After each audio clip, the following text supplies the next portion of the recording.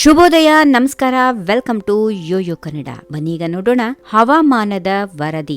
ನೈಋತ್ಯ ಮಾನ್ಸೂನ್ ಮತ್ತೆ ಚುರುಕು ಪಡೆದುಕೊಂಡಿದ್ದು ಕರ್ನಾಟಕದ ವಿವಿಧ ಭಾಗಗಳಲ್ಲಿ ಧಾರಾಕಾರ ಮಳೆಯ ಸಾಧ್ಯತೆ ಇದೆ ಎಂದು ಭಾರತೀಯ ಹವಾಮಾನ ಇಲಾಖೆ ಐಎಂಡಿ ಮುನ್ಸೂಚನೆಯಲ್ಲಿ ನೀಡಿದೆ. ಪೂರ್ವೀಯ ಅರಬ್ಬಿ ಸಮುದ್ರದ ಮಹಾರಾಷ್ಟ್ರ ಮತ್ತು ಕರ್ನಾಟಕ ಕರಾವಳಿಯಲ್ಲಿ ಟ್ರಫ್ ರೂಪುಗೊಂಡಿದ್ದು ಚಂಡಮಾರುತದ ಪ್ರಭಾವದಿಂದ ರಾಜ್ಯದ ಹಲವು ಕಡೆ ಭಾರೀ ಮಳೆ ಮುಂದುವರಿಯಲಿದೆ. ಮುಂದಿನ ಒಂದು ವಾರದವರೆಗೂ ರಾಜ್ಯದಲ್ಲಿ ಧಾರಾಕಾರ ಮಳೆಯ ಸಾಧ್ಯತೆಗಳಿವೆ. ಹವಾಮಾನ ಇಲಾಖೆ ಪ್ರಕಾರ ರಾಜ್ಯದ 6 ಜಿಲ್ಲೆಗಳಲ್ಲಿ ಭಾರೀ ಮಳೆಯಾಗುವ ಸಂಭವ ಇದೆ. ಉತ್ತರ ಕನ್ನಡ, ದಕ್ಷಿಣ ಕನ್ನಡ ಮತ್ತು ಉಡುಪಿ ಜಿಲ್ಲೆಗಳಿಗೆ ಯೆಲ್ಲೋ ಅಲರ್ಟ್ ಘೋಷಿಸಲಾಗಿದೆ. ಈ ಪ್ರದೇಶಗಳಲ್ಲಿ ಭಾರೀ ಮಳೆಯಿಂದಾಗಿ ಸ್ಥಳೀಯ ಜನರಿಗೆ ಎಚ್ಚರಿಕೆಯಿಂದ ಇರಲು ಸೂಚನೆ ನೀಡಲಾಗಿದೆ. ಜುಲೈ 16ರವರೆಗೂ ರಾಜ್ಯದ ಬಹುತೇಕ ಜಿಲ್ಲೆಗಳಲ್ಲಿ ಮಳೆಯಾಗುವ ಸಾಧ್ಯತೆಗಳಿವೆ. ಕೆಲವು ಜಿಲ್ಲೆಗಳಲ್ಲಿ ಸಾಧಾರಣ ಮಳೆಯಾದರೆ ಇನ್ನು ಕೆಲವು ಜಿಲ್ಲೆಗಳಲ್ಲಿ ಭಾರೀ ಮಳೆಯ ಮುನ್ಸೂಚನೆ ಇದೆ. ಉತ್ತರ ಕನ್ನಡ, ದಕ್ಷಿಣ ಕನ್ನಡ, ಉಡುಪಿ ಜಿಲ್ಲೆಗಳಿಗೆ ಯೆಲ್ಲೋ ಅಲರ್ಟ್ ಘೋಷಣೆ ಮಾಡಲಾಗಿದೆ. ಈ ಪ್ರದೇಶಗಳಲ್ಲಿ ಭಾರೀ ಮಳೆಯಿಂದಾಗಿ ಸ್ಥಳೀಯ ಜನರಿಗೆ ಎಚ್ಚರಿಕೆಯಿಂದ ಇರುವಂತೆ ಸೂಚನೆ ನೀಡಲಾಗಿದೆ. ಬೆಳಗಾವಿ, ಬೀದರ್, ಧಾರವಾಡ, ಗದಗ, ಹಾವೇರಿ, ಕಲಬುರಗಿ, ಕೊಪ್ಪಳ, ರಾಯಚೂರು,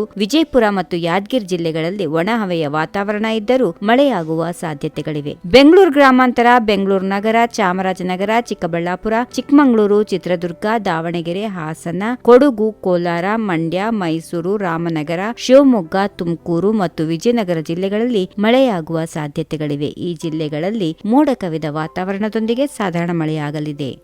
ಈ ವಿಡಿಯೋ ನಿಮಗೆ ಇಷ್ಟವಾದಲ್ಲಿ ಲೈಕ್ ಮಾಡಿ, ಶೇರ್ ಮಾಡಿ, ಸಬ್ಸ್ಕ್ರೈಬ್ ಮಾಡಿ.